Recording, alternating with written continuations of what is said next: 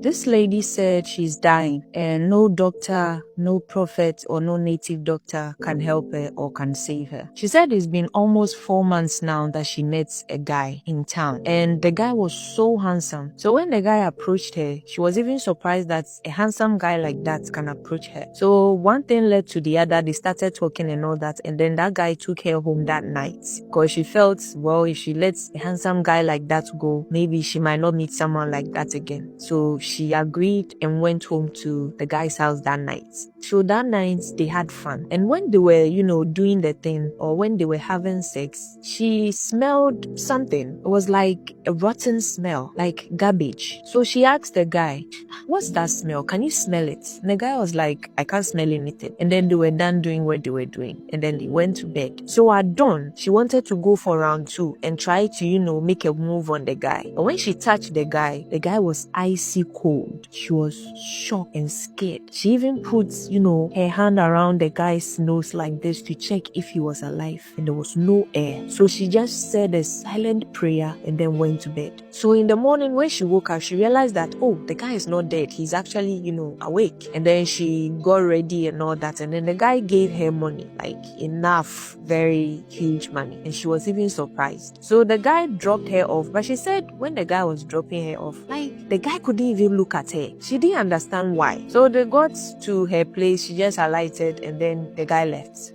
So when she got home, she tried calling the guy's number, but the guy has blocked her. So she didn't care. She was like, well, at least I got huge amounts of money from this. So if our short relationship is going to end like this, I don't care. At least I won't feel like I've been used. So that evening, she actually sleeps with her sister in the same room. So that evening, when she was sleeping, at dawn, she woke up and she could perceive a smell of blood, very pungent one, very heavy in the room. So she woke her sister up and was like, can you smell it? Can you smell that blood? I can smell blood. And her sister was like, no, I can't smell anything. You said okay, and then went to bed. But in the morning, she had somebody waking her up, beating her, waking her up. And when she woke up, she opened her eyes. Her sister was looking at her with a disgusted face. And she also realized that the windows were open, the door were open, like the doors were open, everything was open. And she could perceive that smell, the blood again. And then her sister was just looking at her like that. So she looked at her fingers, like her hand, and realized that there was blood on her hand. And then she checked and realized, okay, so the blood smell was actually coming from her. And she thought,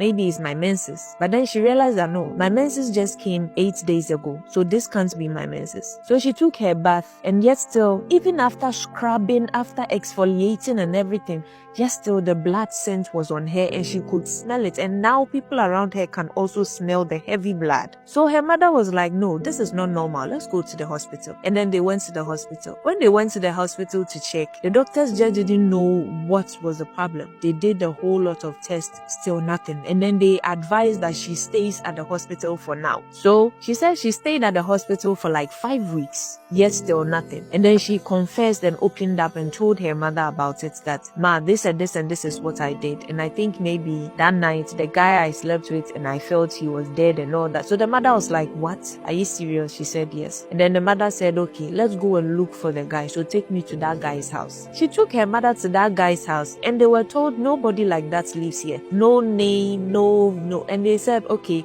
maybe the person was living there at first, but they said, no, nobody like that has ever lived here. And the one who has stayed there for so many years said, I am the one who is staying here for so many years. So I don't know who you are talking about. The lady was shocked and the mother was now scared. So they started going to churches because the blood was heavy and she was losing weight. She's not in pain, no, she's not in pain, but she can't keep food down. Whatever food she eats, she throws up. And because of that, she's losing weight drastically. She's still bleeding 24/7 every day. So the mother remembered that in her hometown, there was a powerful native doctor there. So she took her to that native doctor in their village. So when they got to that native doctor, he was open.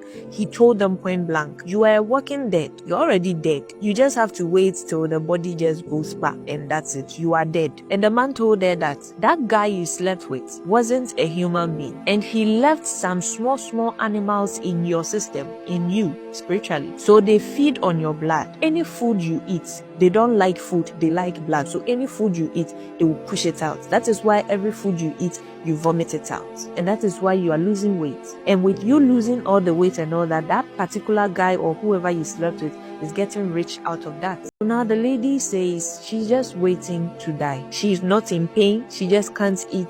And now she's just bony and waiting just to die.